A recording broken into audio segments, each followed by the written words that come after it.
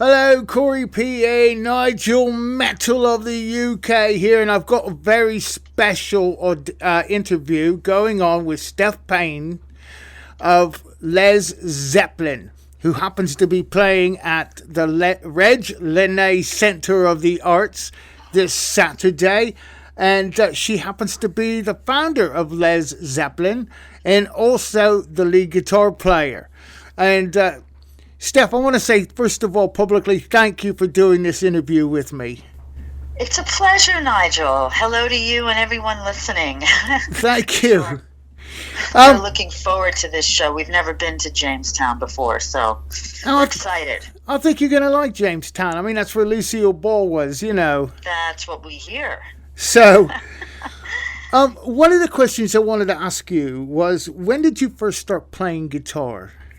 Oh, gosh. Well, I asked for a guitar, I think, when I was about 5. And my parents bought me one for my 6th birthday.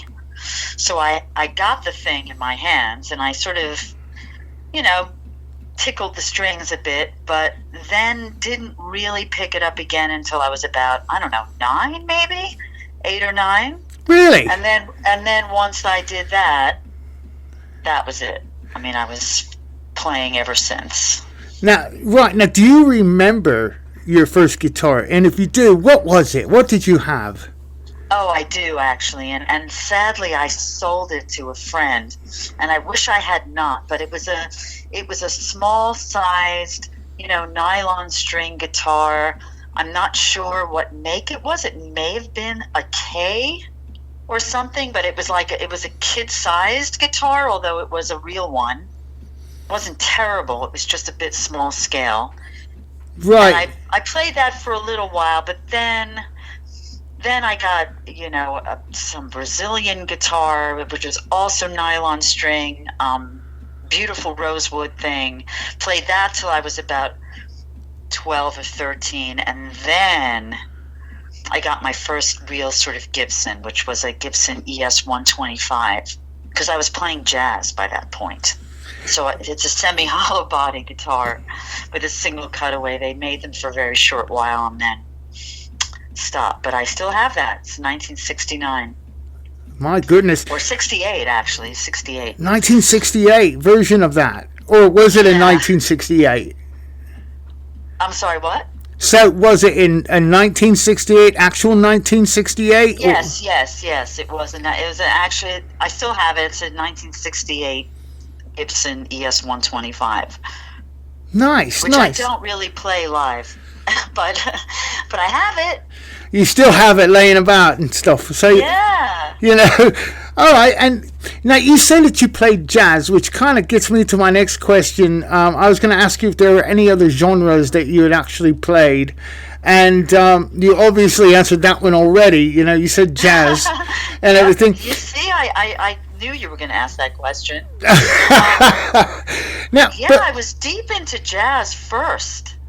I mean, I loved, this sort of blues guitarists and Clapton and Hendrix and all those guys. But I got deep into bebop and sort of chord melody stuff, Joe Pass, things. And I was really into that as a teen. So when did you decide to do rock and roll then? Yeah, I went ass backwards. Basically, I went back to 3-chord, rock and roll after I was doing crazy chord melody arrangements.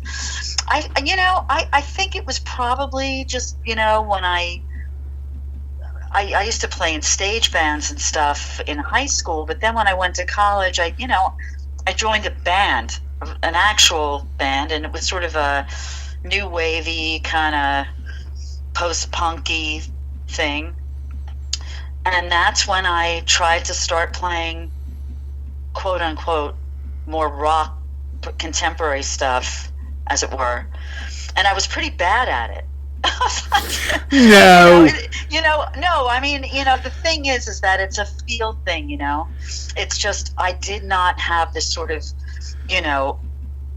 I was still playing jazz, so I was like, I was behind the beat, and I was playing all these, embellished chords, and then I had to play a straight chord, and I was like, oh my God, this is just not what I'm supposed to be doing. But it was really visceral and really emotive, and so I got into it again, and then I just kind of went that way and made my way to Led Zeppelin eventually. So, well, I can see why. I mean, but that leads into my next question, all right? Yes. Okay, when did you decide to do a tribute to Led Zeppelin, to do a band like this? Yeah, well, it was about 2003 or so, or 4 is when the band sort of started, and I was between gigs because I had been playing for a couple of years with Ronnie Spector, may she rest in peace, and that was super, super fun. I was kind of a Ronette guitar player with her, and okay. I just was looking for something fun to do, and I was kind of aching to get back into some, hard-hitting music, electric music. And I just thought, what is my fantasy? And like many other people, my fantasy at the time was, wow, I'd really love to play Led Zeppelin. That would be so much fun. I'd love to dig into Jimmy Page's whole zeitgeist, And I just then thought, well, why not do it? I'll just get a band together. Oh, it'd be great. It'll be all girls. It's even better. And we'll just go out and play on the weekends or something, downtown New York City, and make $50 and go get a beer after. Right, I mean, yeah, put some jing in your pocket, as they say. Yeah. Right. That was it. That was the idea. So here we are. And there you are. Right. Now, how hard was it, okay? How hard was it for you to find people who shared your passion and your love of doing a Led Zeppelin tribute, especially 3 other ladies? How hard was that for you? It was sort of miraculous. And I don't say that because in any sort of sexist way, because there was no doubt in my mind that women could do it, and they could probably do it better. Because I'd been in a hard-hitting all-girl band, I'm telling you, that was like Jane's Addiction. It was the hardest-hitting, best band I'd ever been in. It was more of a matter of the kind of player you have to be to play this music is... It's another level player, and what I mean by that, it's beyond technique. Okay, you're really dealing, as Jimmy would even say, in emotions, not technique. But you have to be, the kind that can play with the other guys in the band, girls, guys, right? That it's in conversation. You're free, and of course very skilled, but it's very nuanced. Led Zeppelin is not straight ahead heavy metal music like a lot of people think. It's extremely nuanced and extremely, diverse in its styles and its shades. So it's hard to find musicians of that caliber to play anything, and then to find people who could play Led Zeppelin, male or female, is really, really hard. But somehow I conjured it, and I asked everyone I knew, because I didn't know anyone offhand. But I asked everyone, and people lead me to people, and I managed to put together a group. And there was a learning curve, but it was really, everyone was super excited. It was great. So yeah, right. And I mean, and I suppose for you, it was quite exciting to find the people to do this. Yeah, it was like magic. So, out of all the songs that you guys play, personally for you, what is your favorite song? Oh, wow. That's a tough one, Nigel.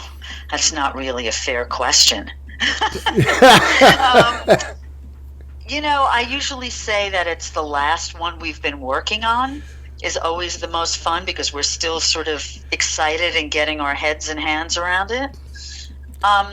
But if I had to pick one that we all really giggle and get off on to play live, and it's pretty epic, it might be Achilles, Last Stand. Oh, yeah. Just so insanely epic and fun. And we all, to play it, we've got code words for the different parts of it, and it's like it's really, really fun, and it's just, it's like a freight train just running off the rails. And we actually recorded it on our last album that we did with strings, so that's a very cool version that we did. Right, you know what? Let's take a listen to your version of Achilles' Last Stand. Cool, yeah.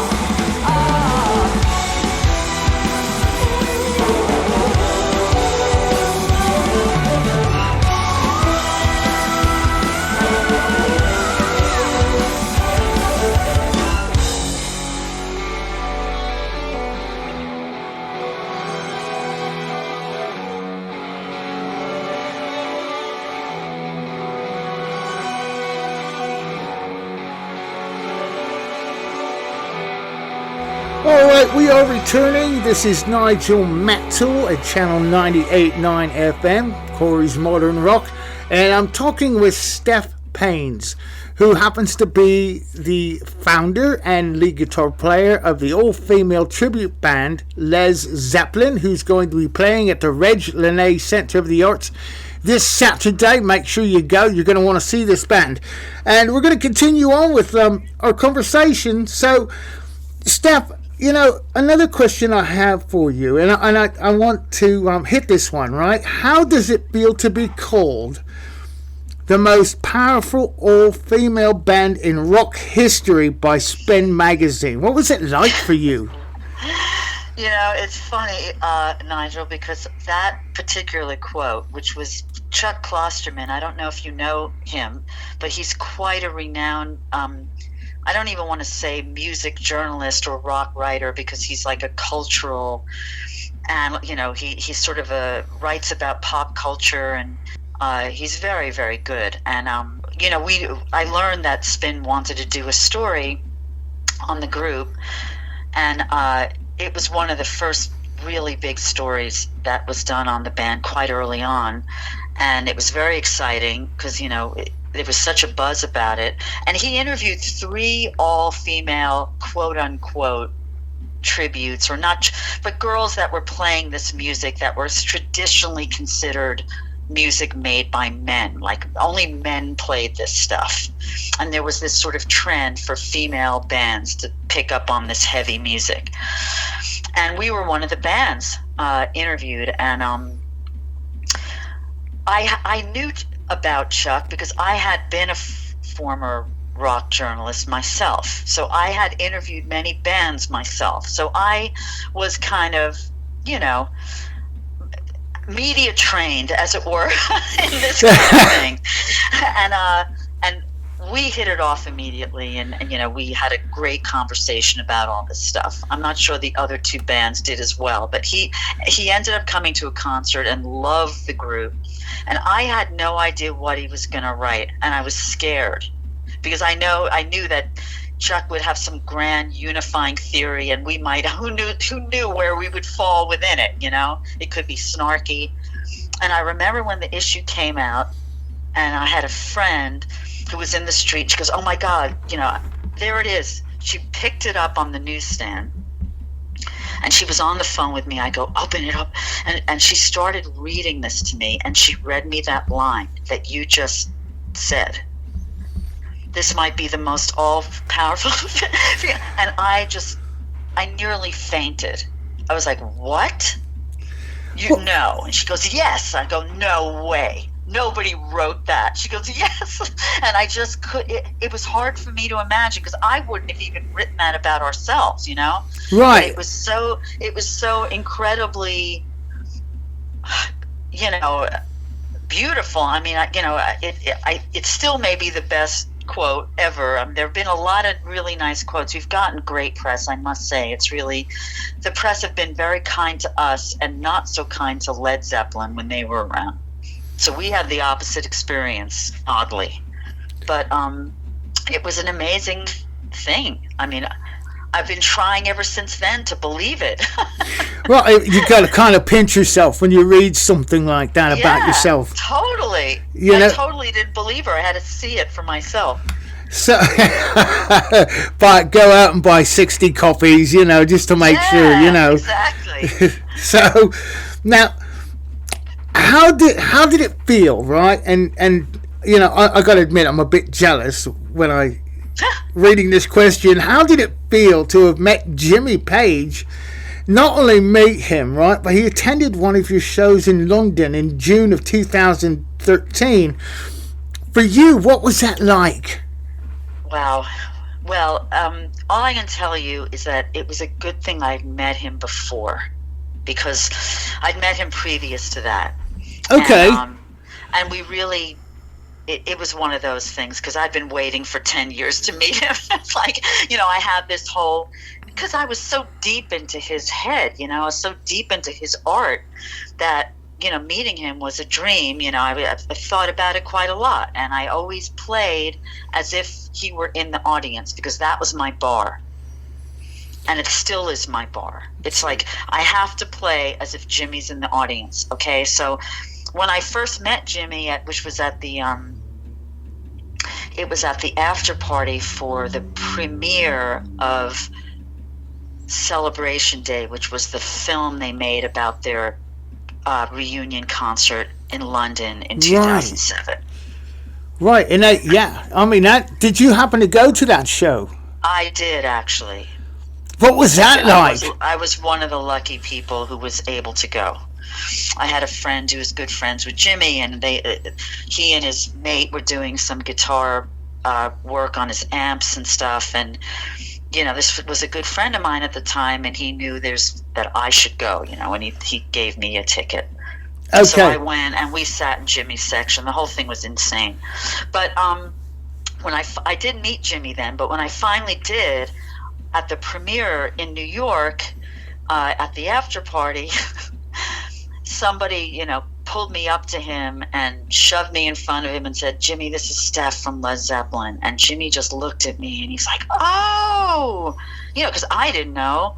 And we just embraced. I mean, he knew exactly about my band. He knew everything. Jimmy knows everything that it happens in the universe that has anything to do with Led Zeppelin. He will know about it. Trust me. I can believe that. He knew about the band, and he then after we'd hugged, right? He stands back. He goes, "You're doing a fantastic job out there. Absolutely stunning."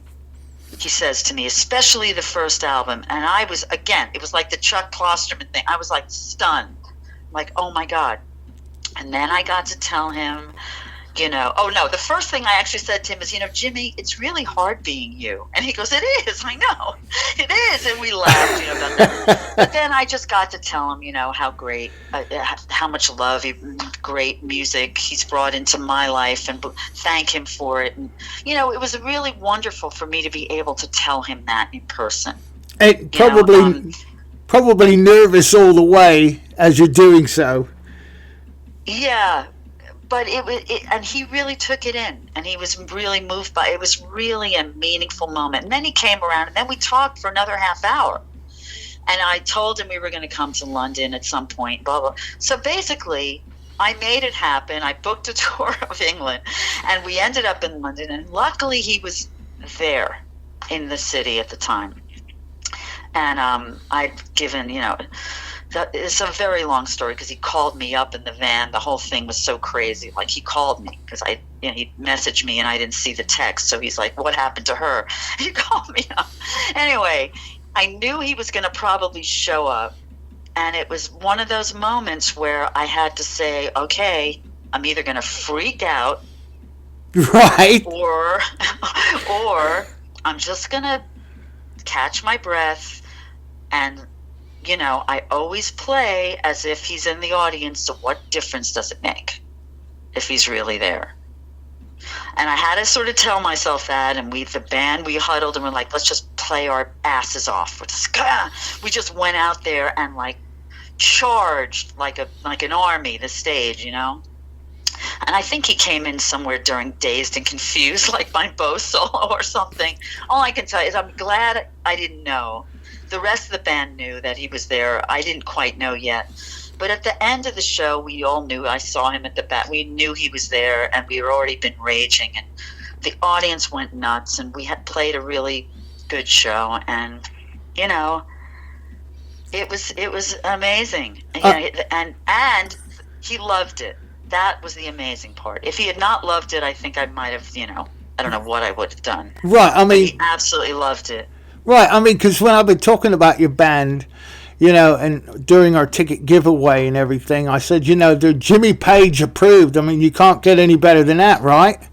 Right. That's really the only one. I mean, the other two know about the band. I've met John Paul Jones a couple of times, and he is such a nice guy, and he knew all about the band too. And JPJ would probably come play with us if we happened to be in the same city. I mean, he's just a total musician. But, Jimmy loved it. And He loved it. I think he was really sort of taken aback because he didn't expect to see what he saw. See, most of these bands that go play the music, they play it note for note and they copy everything and they imitate, you know what I mean? Right. We were just like completely impassioned and lost in this music.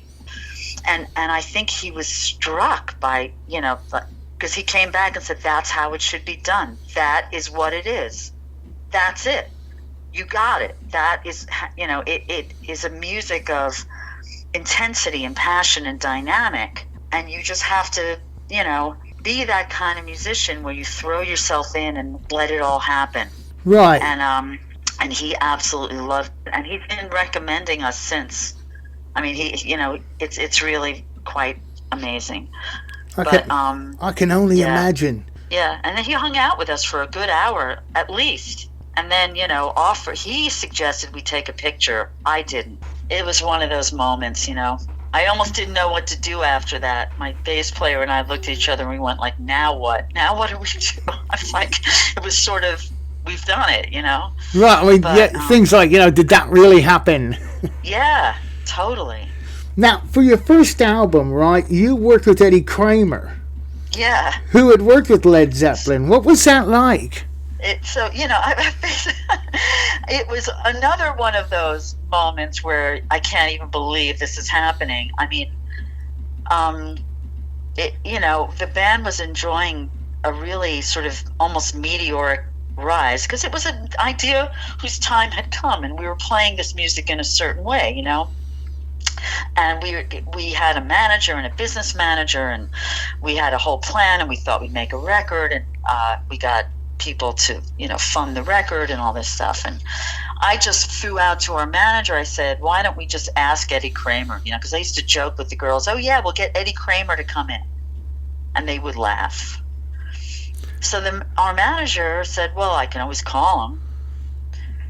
So he did, and the next thing I know, I was sitting in my office, literally, with a guitar, probably strumming something. The phone rings, and on the other end, it's like, hello, this is Eddie Kramer. This is Steph. I mean, I nearly fell off the chair, because... Oh, I can imagine. Eddie said yes. I mean, who knew, I was like, fine. You want to do this? You guys are great. I've been listening to you. I think you can do it. Let's do it. Well, right. I mean, if you don't ask, so it was just crazy. If you don't ask, you don't know, right? Right. The answer is always going to be no. Right. Yeah. And it'll be no. Exactly. Right. If you don't ask, it's definitely no. Oh, absolutely. Now I understand for your second album, right? Yeah.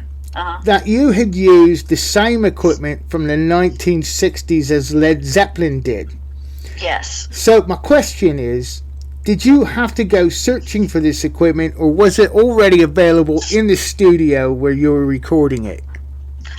So yes. So the second album was a remake of Led Zeppelin's first album. Which is just called Led Zeppelin, but we called ours Lez Zeppelin 1.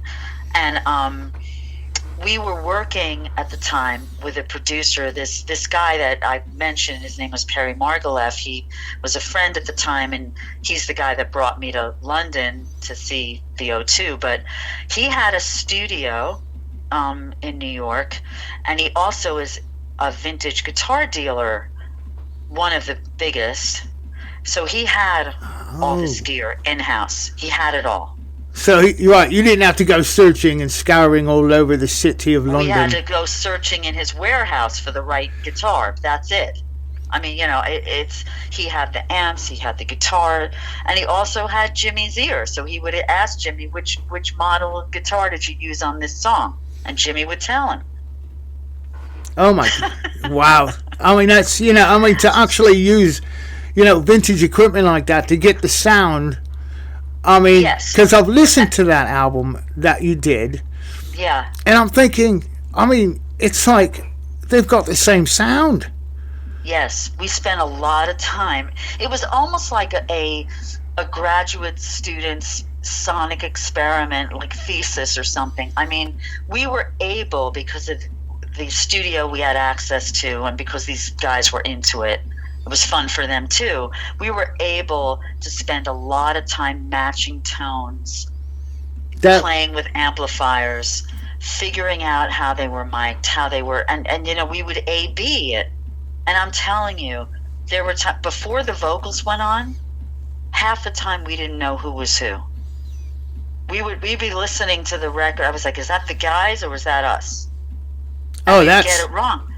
I mean, it was like crazy. That's when you know you're doing it right. Yeah.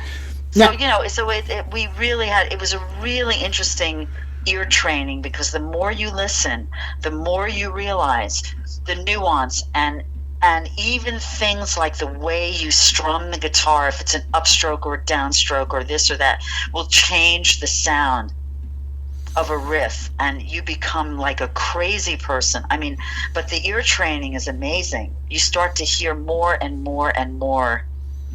So you start to understand it at a deeper and deeper level. It's really cool. It's kind of like becoming a mad scientist in a way. Yeah, right, exactly. So it's definitely mad science. Now, you couldn't pay to do that thing. It would cost millions of dollars. Like the studio time and the craziness would be insane, you know. Oh, absolutely. Yeah, now, do you use that same type of equipment on your live shows? I mean, the vintage equipment.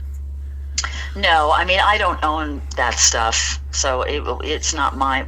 We were bringing along a few things that were pretty close, like the acoustic bass amp, and that we had met. I do have the amps, you know, similar amp that Jimmy has, a Plexi and all that stuff that he used to play live. He didn't play live what he used to record.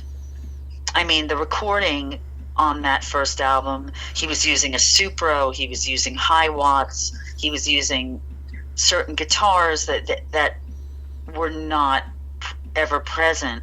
And he did use high watts live, but I don't think he ever used a Supro live, you know what I mean, as far as I know.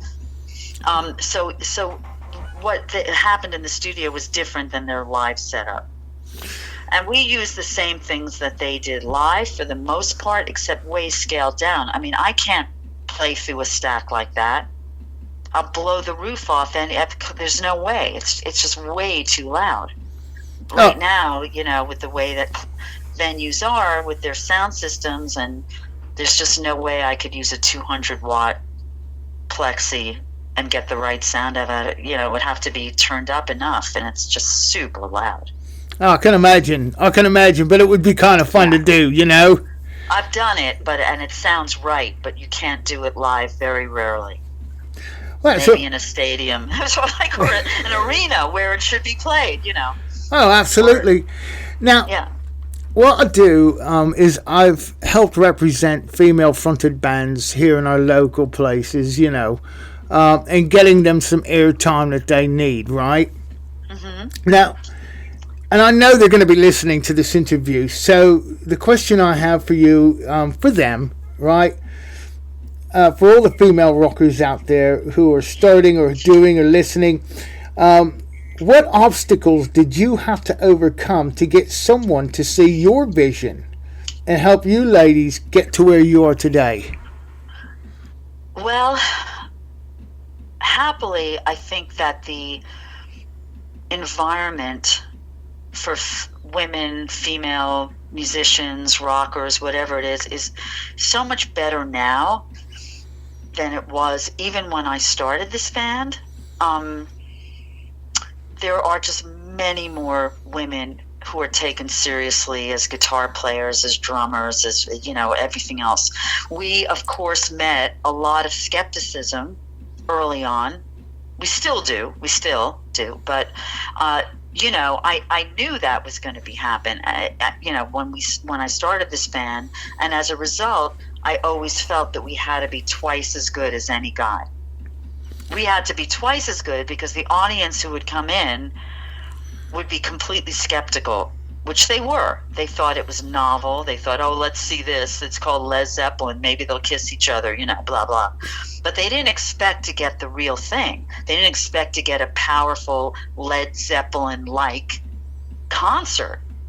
And when they did, it stunned people. I mean, people were floored. You could see their jaws drop, men, women alike. They were like, oh my God, this is like serious. So, I can't believe they sound like that. So, and that had to be quite satisfying for you then. Yes.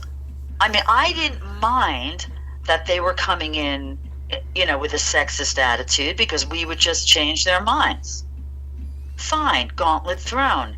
Here you go. And so, it really was quite fun. But, of course, there were always snarky sound guys and this and that, and, people at festivals who were like trying to tell you how to use your amplifier and how to, what you're supposed to. I mean, we still run into that, but all I would say about it is, in my opinion, who cares?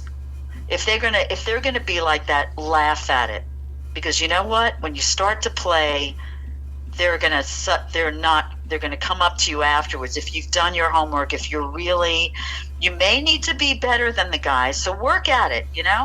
Absolutely. You're still like trying to overcome that. If you're a serious musician, all right, well, you know what, fine, you'll be better than them. That's good, because then if they come at you with any kind of sexist crap, you start to play, they're gonna come back and go, wow, I had no idea, I was not prepared for this. And we always found that the skeptical, quote unquote, sexist people would be transformed, and they would come up to you and say, wow, you really showed me, in other words. And then you've changed one more mind, Oh, absolutely. Go get them. That's right. Let the music do the talking. Yeah. Absolutely. But, it's better now, though. It's much better now, happily. Exactly. And because I have 2 daughters, so that's why I do what I do, in giving airtime to a lot of these female-fronted bands and female bands in the local area. I've got one fun question I want to ask you before we end the interview, okay? Yep. Okay. Now, last night I was reading a bit of your history. What's this about a Christmas song of Frosty the Snowman and Stairway to Heaven? I've got to know. I know. It's really nutty. So we were asked to contribute a Christmas song to a compilation. I think it was Cleopatra Records or something. It was called Riot Girls Christmas or something like that. And we had to come up with an idea that was sort of around a song that we do. And I don't know how it came about. Probably some drunken evening or something. But I just thought, let's combine Stairway to Heaven with Frosty the Snowman or something. I don't know. We came up with this arrangement, and it's a bit of green sleeves, right. And it just when we went into the studio to record it, actually was so funny. It was so fun, and I think it worked really well. It was very kitsch, and we just did this funny arrangement, going from like green sleeves into Frosty the Snowman, using the words around Stairway to Heaven, but substituting the tale of poor Frosty, Oh, absolutely. You know what? I know it's not Christmas time, folks. Mystic Snowman. Yeah, it's really fun. I know. We have a video too that was super silly. Do you really? Video. Yeah. Okay, I'm going to have to look that up. You'll have to.